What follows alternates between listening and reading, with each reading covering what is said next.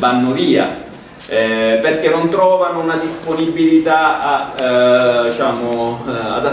all'ascolto, alla condivisione da parte delle istituzioni pubbliche. Non è soltanto un tema di comune, cioè anche questo.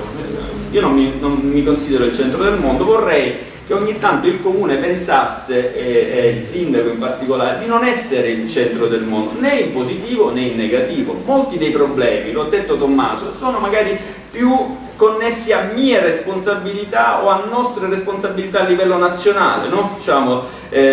Ma c'è certamente una responsabilità del comune e il comune deve cercare di adempierla al meglio, anche ascoltando le voci che vengono da Librino, talvolta anche critiche, perché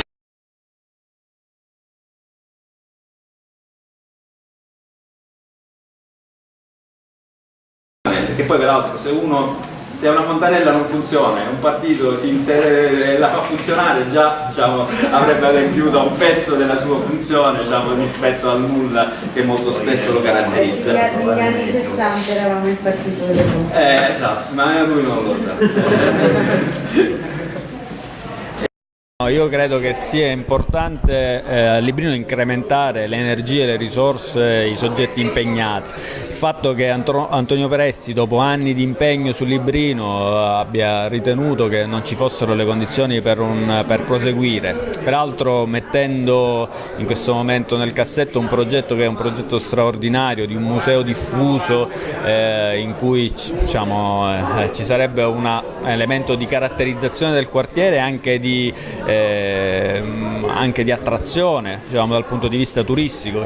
Riusciremmo a rendere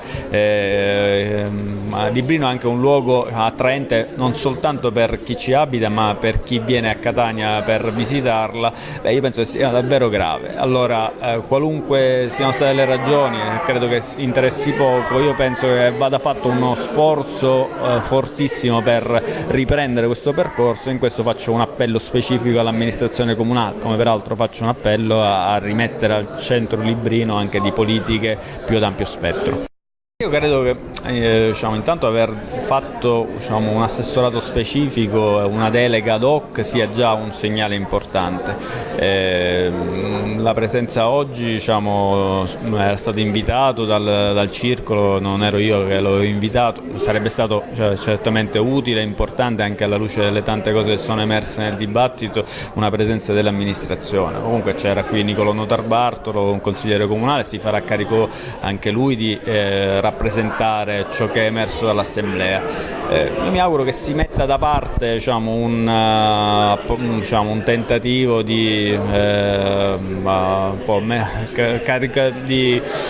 scrivere in modo caricaturale il nostro lavoro. Noi facciamo un lavoro di merito, stiamo affrontando in maniera seria una serie di questioni che riguardano la città, lo facciamo come Partito Democratico, mettiamo a disposizione queste proposte dell'amministrazione, vorremmo che venissero raccolte anche in parte, anche soltanto in parte. Finora certo l'approccio è stato un approccio di indisponibilità al dialogo, cosa che francamente di cui francamente non capisco le ragioni.